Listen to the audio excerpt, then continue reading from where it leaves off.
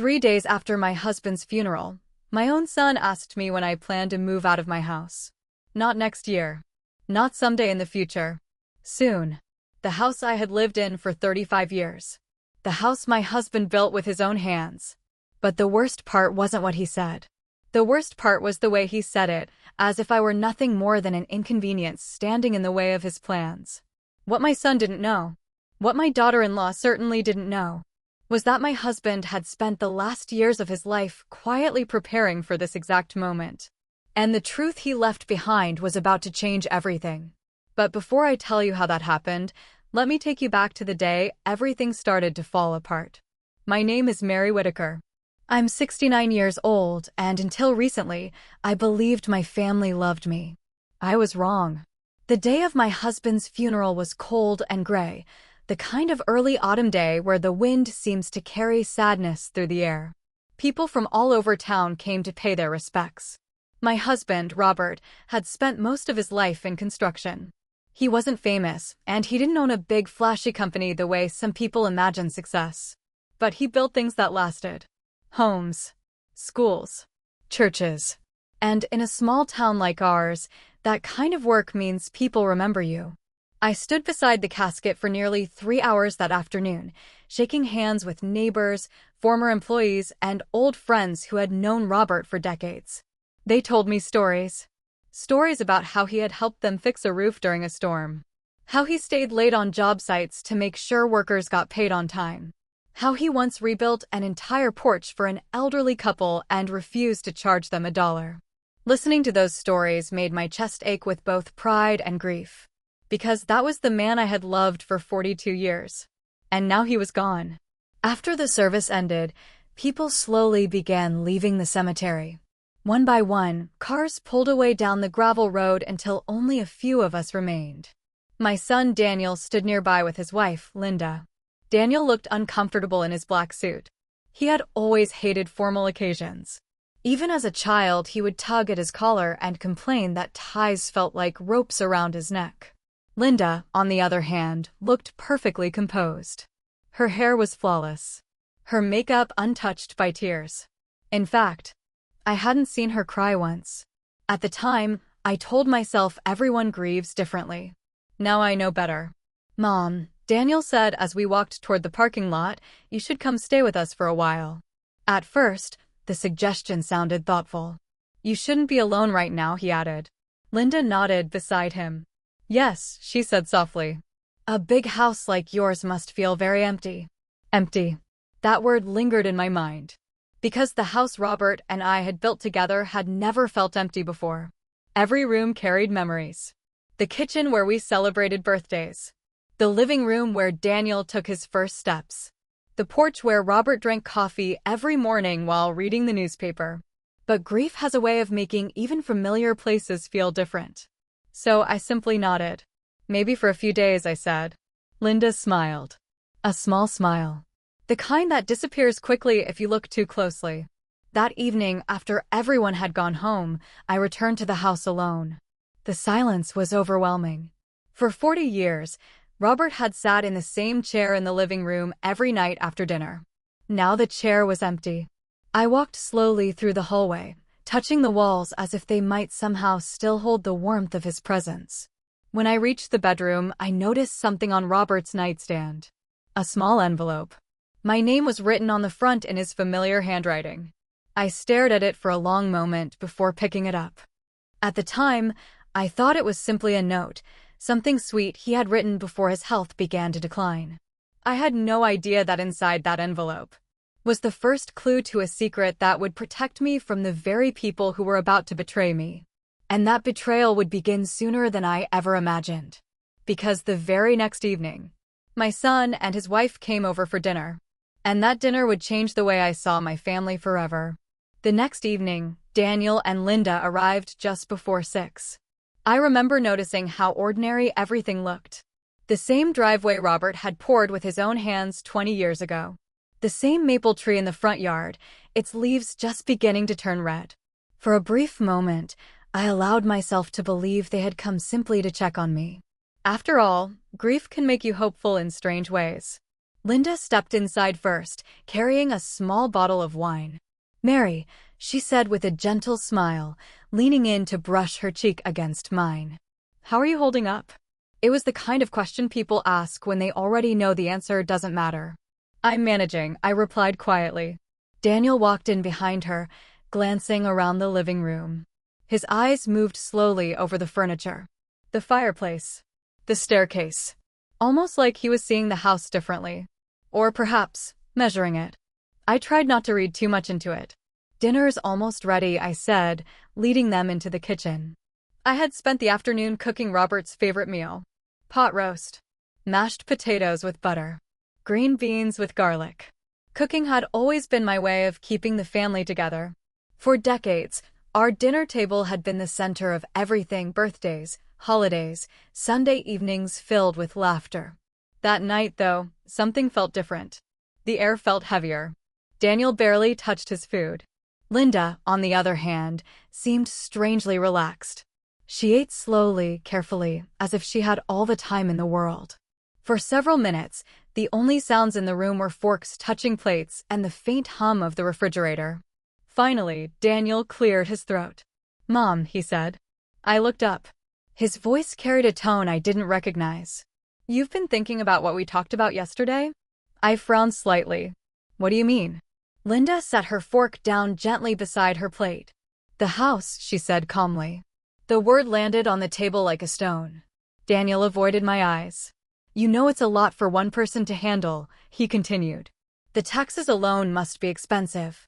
I stared at him. "For 35 years your father, and I managed just fine," I replied. Linda gave a small, patient smile. "But things are different now," she said. "Different." I felt something tighten in my chest. Daniel leaned forward slightly, resting his elbows on the table. "Linda's mother needs a place to stay for a while," he said. For a moment, I thought I had misheard him. "A place to stay?" I repeated. Linda nodded lightly. "She's been having some health issues," she explained. "And this house, well, it would be perfect for her." The room suddenly felt very quiet. I slowly placed my fork down on the plate. "And where exactly," I asked carefully, "do you expect me to live?" Daniel hesitated. But Linda didn't. "Well," she said, folding her hands neatly in front of her, "we thought it might be time for you to consider something more suitable." Suitable. Such a polite word. But I understood exactly what she meant. Smaller. Quieter. Out of the way. Daniel finally looked at me then, though his expression was strangely distant. "There's a really nice retirement community about 20 minutes from here," he said. "We even drove by it yesterday." Yesterday. While I was standing beside my husband's casket. A cold realization settled over me. This conversation hadn't just been an idea. It had been a plan. And suddenly, for the first time in my life, my own dining room table felt like enemy territory. For a few seconds, no one spoke. The clock on the kitchen wall ticked loudly, each second stretching longer than the last. I looked from Daniel to Linda and back again, waiting for one of them to laugh, or admit this was some kind of misunderstanding. But neither of them did. Instead, Linda picked up her wine glass and took a slow sip, completely at ease. Daniel shifted in his chair. "Mom," he said quietly, "we're just trying to think about what's best for everyone." Best for everyone. The words echoed in my mind. I had heard that phrase before in life. Usually right before someone asked for something they knew they had no right to. I folded my hands in my lap. "For everyone," I repeated. Linda nodded. "Yes. This house is very large. It doesn't make sense for you to stay here alone." I glanced around the kitchen. The cabinets Robert had installed himself. The table where Daniel had done his homework as a boy. The little scratch on the floor near the refrigerator where he had dropped his toy truck when he was 5. This wasn't just a house. It was our life. "You want me to leave?" I said slowly. Daniel rubbed the back of his neck. "It wouldn't be leaving," he said quickly. "Just relocating somewhere more comfortable." Linda leaned forward slightly. "There are wonderful facilities now," she added. "Private rooms, activities, medical staff nearby. It could actually be very nice for you." I felt a strange calm settle over me. Not sadness. Not even anger. Just clarity. "My husband was buried yesterday," I said quietly. The words hung in the air. For a brief moment, Daniel looked uncomfortable. But Linda only gave a small sympathetic nod. Exactly, she said gently. Which is why it's important to start planning the next chapter of your life. Planning. I studied her face. Perfect hair.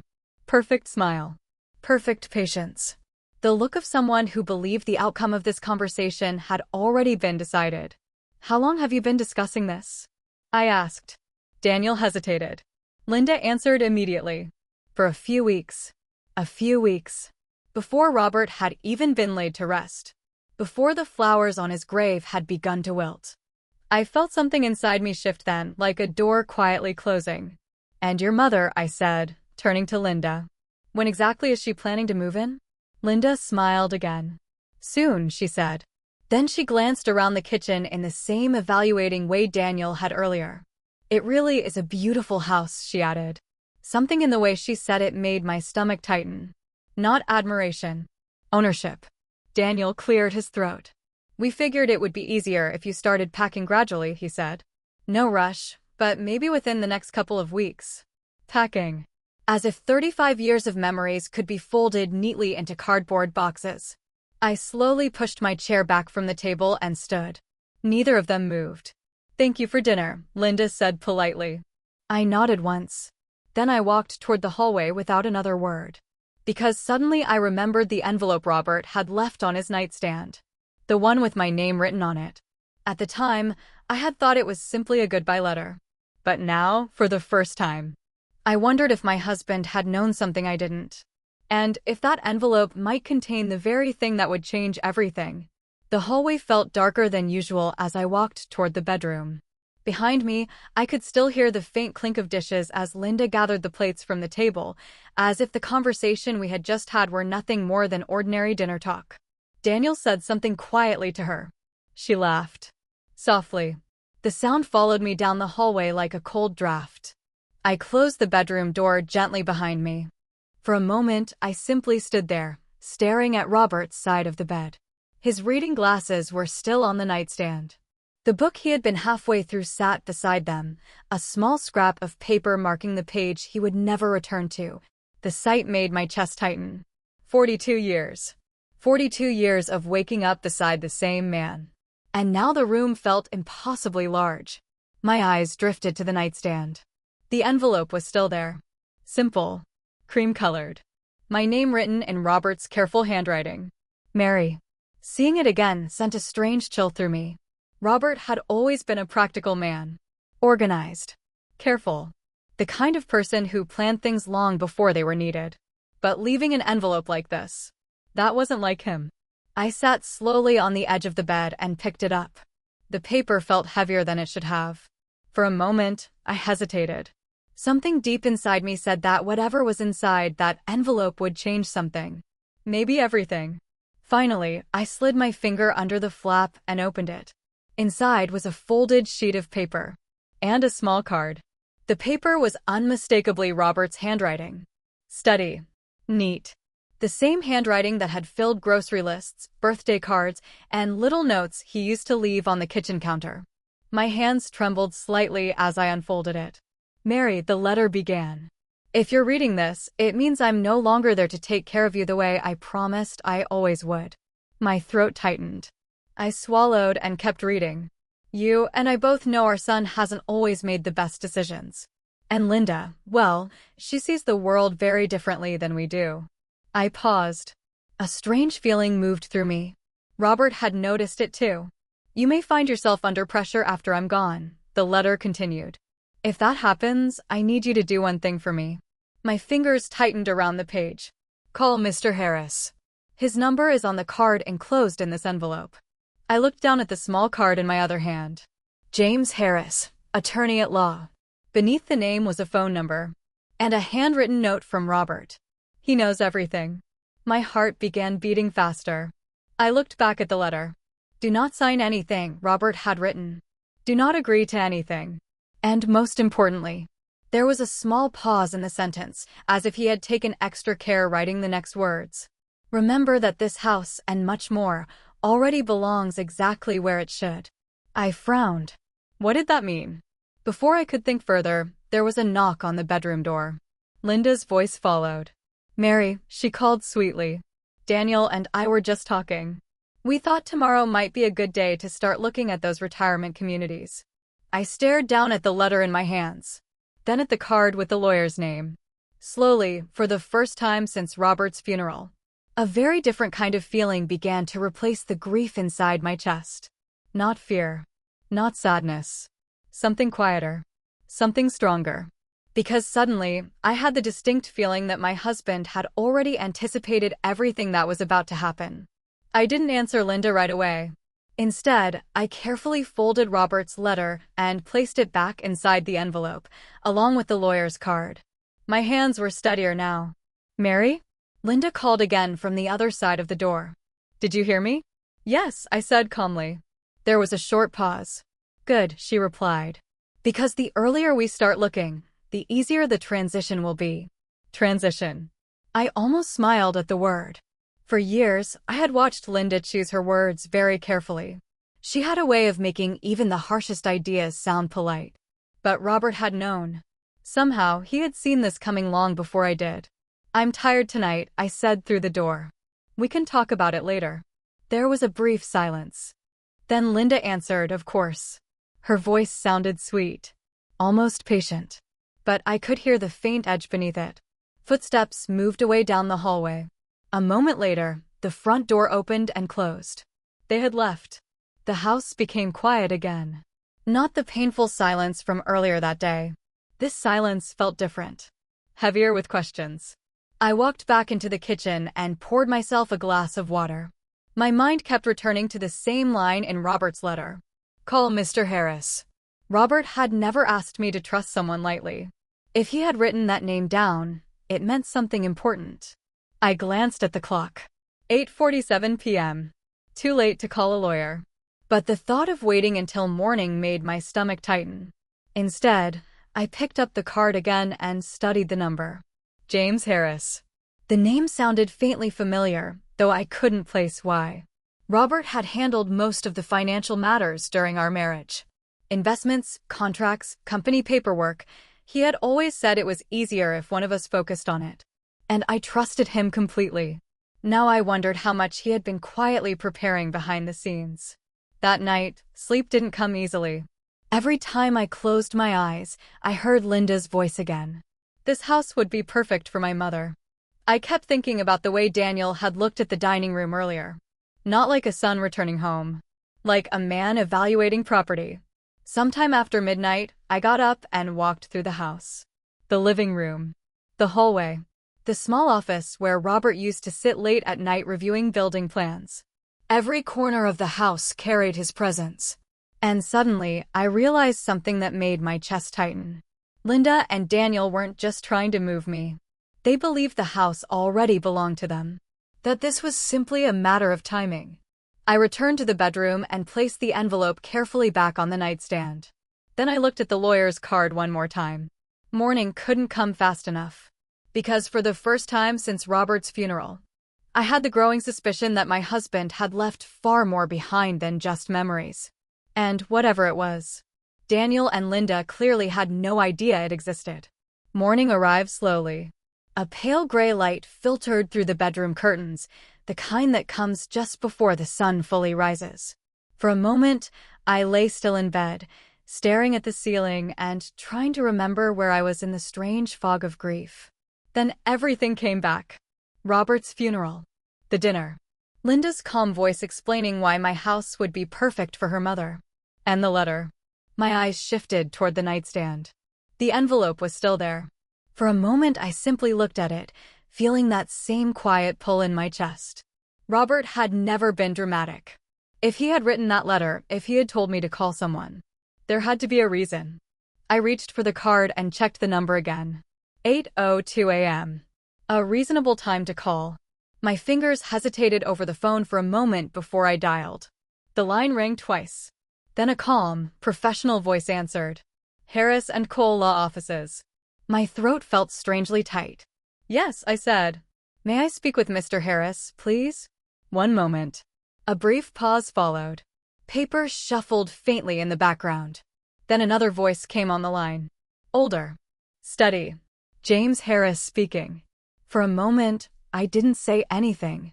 Something about his tone felt familiar, like someone who had been expecting this conversation. My name is Mary Whitaker, I said carefully. My husband, Robert Whitaker, passed away this week. There was a short silence. Then Mr. Harris spoke again, his voice softer now. I'm very sorry for your loss, Mrs. Whitaker. Another pause. Anne, I've been expecting your call. Those words made my grip tighten on the phone. You have? I asked. Yes. I could hear the faint sound of a chair shifting on his end. Robert asked me to wait for you to contact me personally before discussing anything. My heart beat a little faster. Discussing what exactly? I asked. Mr. Harris exhaled slowly. Your husband made several arrangements over the past few years, he said. Legal and financial arrangements. Arrangements. The word echoed in my mind. I'm afraid I don't understand, I said. That's perfectly all right, he replied gently. Robert anticipated that. Another small pause. Would you be available to come into my office today? I hesitated. Is it something that can't be explained over the phone? There was a brief silence. Then Mr. Harris said something that made the room feel suddenly smaller. Mrs. Whitaker, your husband established a number of protections for you. Protections. The word sent a strange chill through me. Protections from what? I asked quietly. Mr. Harris didn't answer immediately. When he finally spoke again, his voice had changed slightly, more careful now. From anyone who might try to take advantage of you after his passing. My mind immediately pictured the dinner table. Linda calmly discussing retirement homes. Daniel suggesting I start packing within 2 weeks. I see, I said slowly. Mr. Harris continued. There are documents I would prefer to review with you in person, he said. But I can tell you one thing now. I waited. Robert was a very thorough man, the lawyer said. Yes, I replied quietly. He was. And he made absolutely certain, Mr. Harris continued, that your future would be secure, no matter what anyone else might think they're entitled to. I stared at the envelope on the nightstand again. For the first time since Robert died, a small spark of something unfamiliar flickered inside my chest. Hope. Mrs. Whitaker, Mr. Harris said, would 10 o'clock this morning work for you? I didn't hesitate this time. Yes, I said. Because suddenly, I had the feeling that the story Linda and Daniel believed they were writing was about to change completely. The drive to Mr. Harris's office felt longer than it should have. I had driven those streets for decades, to the grocery store, to church, to Robert's old job sites, yet that morning every stoplight seemed to hold me a little longer than usual. My mind kept replaying the same words from the phone call. Your husband established protections for you. Protections from whom? The answer lingered quietly in the back of my thoughts, though I hadn't said it aloud.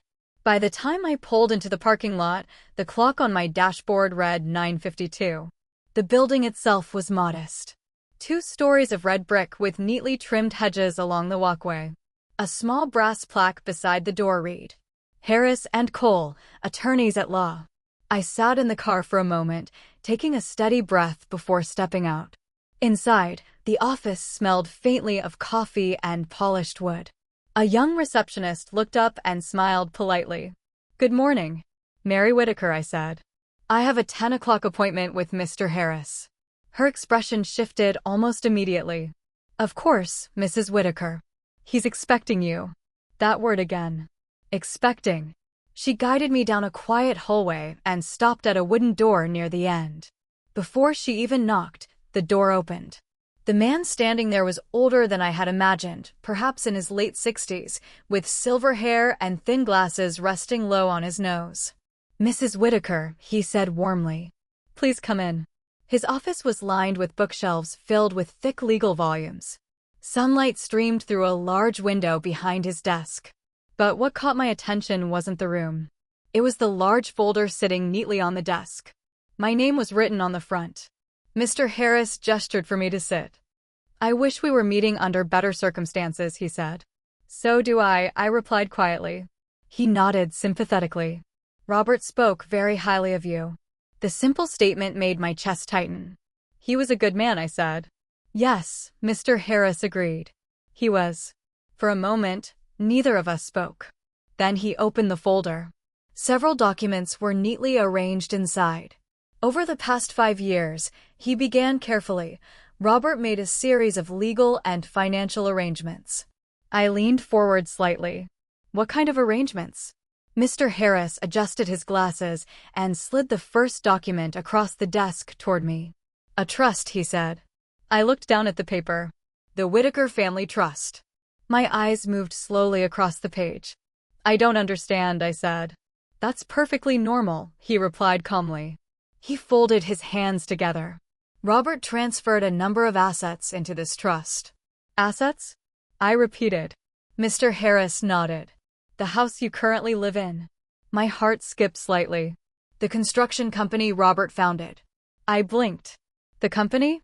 But Daniel told me the company went bankrupt years ago, I said. Mr. Harris raised one eyebrow. Yes, he said quietly. I believe that's what Daniel thinks. A strange silence filled the room. I stared down at the document again. If the company isn't bankrupt, I began slowly. Mr. Harris leaned back slightly in his chair. It isn't. The words landed heavily in the room. In fact, he continued, Whitaker Construction is still very much operational. My mind struggled to catch up. But Daniel has been running it, I said. Yes, Mr. Harris replied calmly. He has. Another small pause followed. Then he said the sentence that made my pulse quicken. However, Daniel does not own the company. I looked up sharply. Then who does? Mr. Harris gave a small, knowing smile. According to the trust documents your husband signed. He gently tapped the paper in front of me. You do. For a moment, I thought I had misunderstood him. Me? I said quietly. Mr. Harris nodded. Yes, Mrs. Whitaker. The room felt strangely still. I looked down at the document again, scanning the lines more carefully this time. Legal language filled the page, paragraphs about trustees, ownership rights, and asset protection. But one sentence stood out clearly. Primary beneficiary and controlling trustee, Mary Whitaker. My name. I looked back up at him. But Daniel has been running the company for years, I said. That's correct, Mr. Harris replied calmly. He's been managing day-to-day operations since Robert stepped back from the business. I frowned. Then why would he think the company went bankrupt? Mr. Harris gave a small, thoughtful smile. Because that's what Robert wanted him to believe. My heart skipped. What do you mean? Mr. Harris opened the folder again and pulled out another document. This, he said, sliding it toward me, is the operating structure Robert created. I studied the page. There were multiple company names listed beneath Whitaker Construction. Holding companies. Subsidiaries. Accounts. My head spun slightly. Robert quietly moved the company's major assets into the trust several years ago, Mr. Harris explained. He kept the core business running under a smaller operating entity, one that Daniel believed was struggling financially. I stared at him. You're telling me my husband let our own son believe the company was failing? Mr. Harris didn't answer right away. Instead, he folded his hands on the desk. Robert loved Daniel, he said carefully. But he also had concerns about Daniel's judgment. I thought of the expensive car Daniel had bought last year. The risky development projects he bragged about. The way Linda talked about money like it was something that simply appeared when needed. Mr. Harris continued. Over the past 3 years, Daniel made several financial decisions that worried Robert. What kind of decisions? I asked. Mr. Harris reached into the folder again and removed a thin stack of papers. These are company loan records. My stomach tightened as he turned the top page toward me. A number was printed near the bottom. $1 for 80,000. I blinked. What is that? Money Daniel borrowed from the company, Mr. Harris said quietly. The room seemed to tilt slightly. Borrowed? I repeated. Yes. Did he pay it back? Mr. Harris shook his head slowly. Not yet. A heavy silence filled the office. Robert documented everything, he continued. He didn't confront Daniel directly. Instead, he began restructuring the company so the financial responsibility would remain legally traceable. My mind struggled to absorb everything. So Daniel believes he's running a failing company, I said slowly. Correct. But the real assets. Mr. Harris tapped the trust document again. Are protected here. I leaned back in the chair, trying to steady my breathing. For years, I had thought Robert was simply slowing down, retiring, letting Daniel take over. But now I realized something very different. Robert hadn't stepped away. He had been preparing. Quietly. Carefully. Planning for a future where I might need protection, even from our own son. Mr. Harris closed the folder gently. Mrs. Whitaker, he said. Yes. There's something else you should know. The seriousness in his voice made my chest tighten again. What is it? He looked at me steadily. Daniel's debt to the company. He paused briefly before finishing the sentence. Legally belongs to you now. For several seconds, I couldn't speak. Daniel owes the company nearly $1.5 million? I finally asked. Mr. Harris nodded. That's correct. I looked down at the loan documents again. The numbers suddenly felt much heavier than they had a moment ago. Each page listed dates, amounts, and signatures. Daniel's signature. Over and over again. He told me those investments were for expanding the company, I said quietly. Mr. Harris leaned forward slightly. Some of them were, he said. But many were not. My stomach tightened. What do you mean? He slid another document toward me. These are the expenditures attached to those loans. I scanned the page. Luxury vehicle purchase. Vacation property down payment. Private investment venture. Several of the numbers made my breath catch. This can't be right, I said. Mr. Harris didn't argue. Instead, he spoke calmly.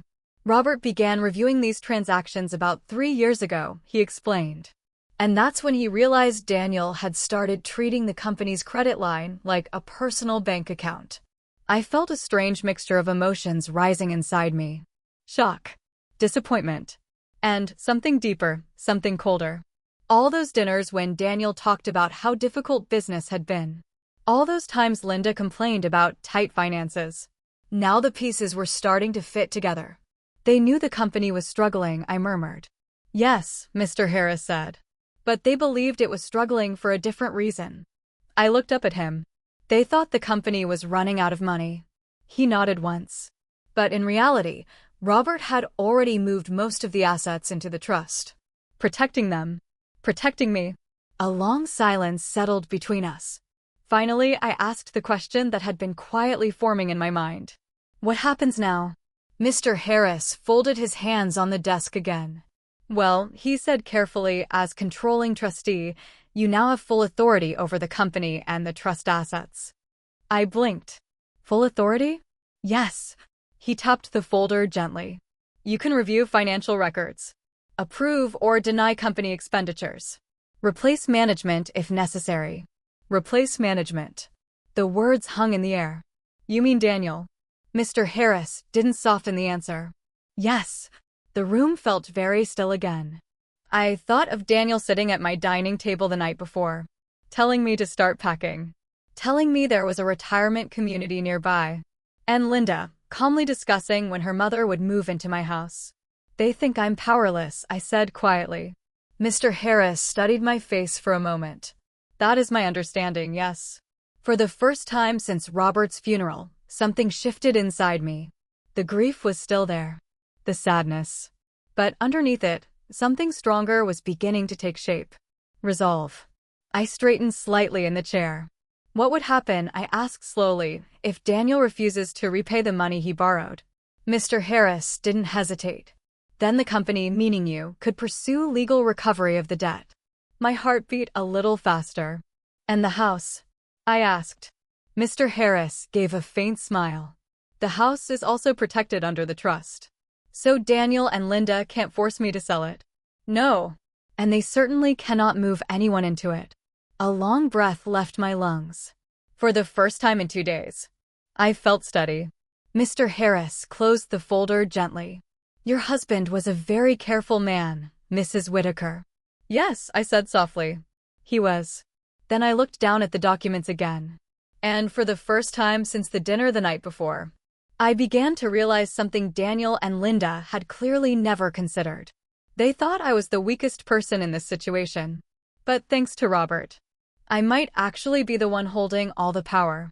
When I left Mr. Harris's office, the world outside felt strangely different.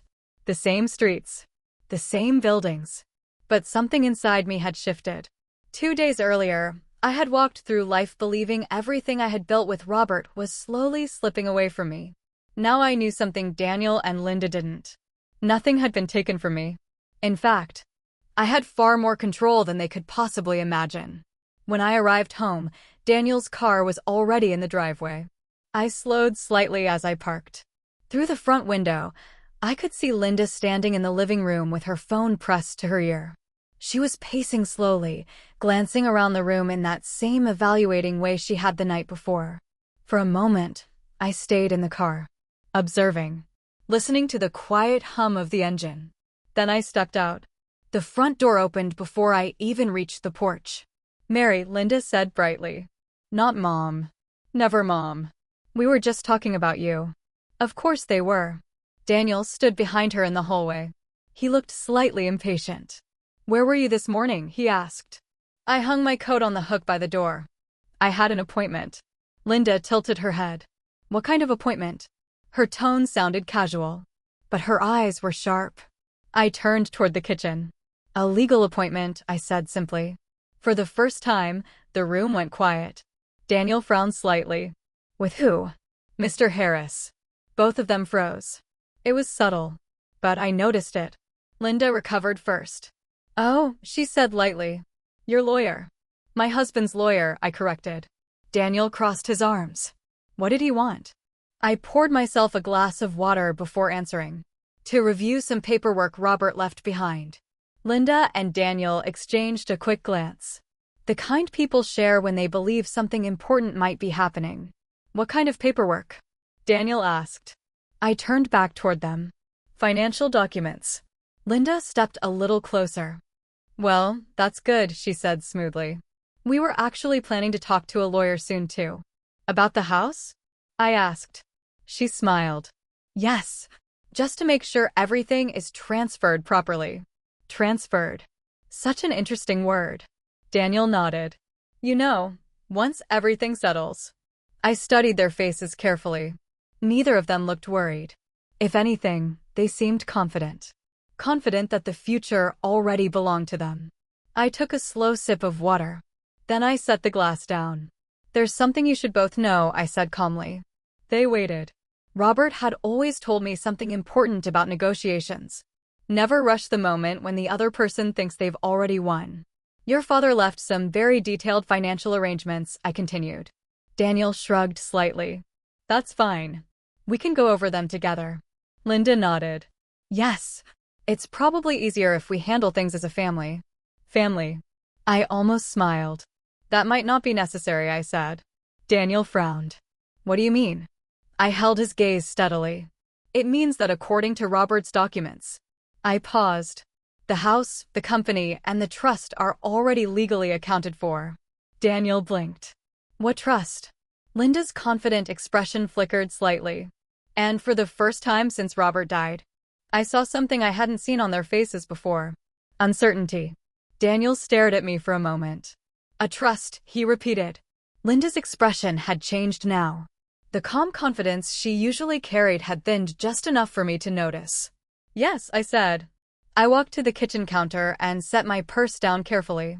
"Your father established it several years ago." Daniel frowned.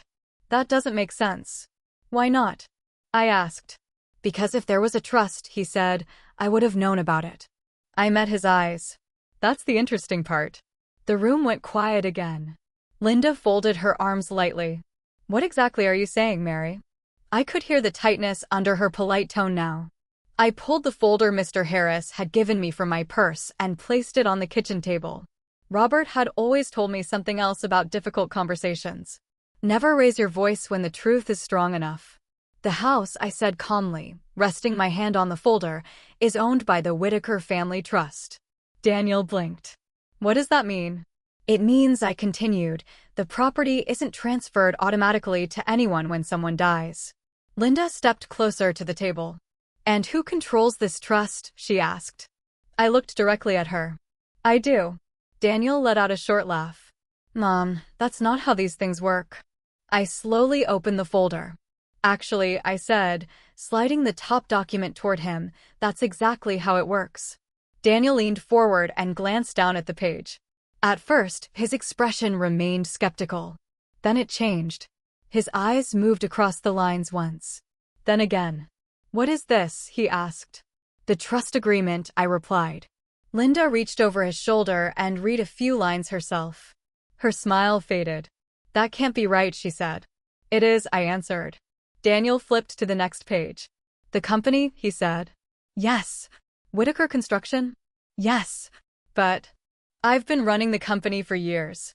"That's true," I said calmly. "But running a company and owning it are two different things." Daniel looked up sharply. "You're saying I don't own the business?" I didn't answer right away. Instead, I turned the page in the folder and slid another document toward him.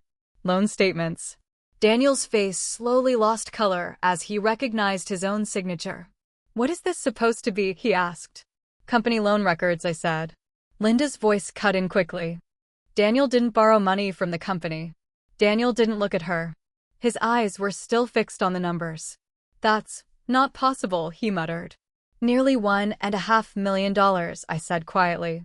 The room felt colder somehow. Daniel looked up again. "You went through the company records?" "No," I said. "Your father did." Another silence. Then Linda spoke again. "This is ridiculous," she said sharply. "None of this changes the fact that Mary can't manage a construction company." I looked at her calmly.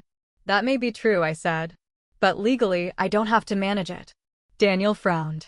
"What do you mean?" I closed the folder gently. "It means," I said, "that as of this morning, I have the authority to review the company's finances, appoint management."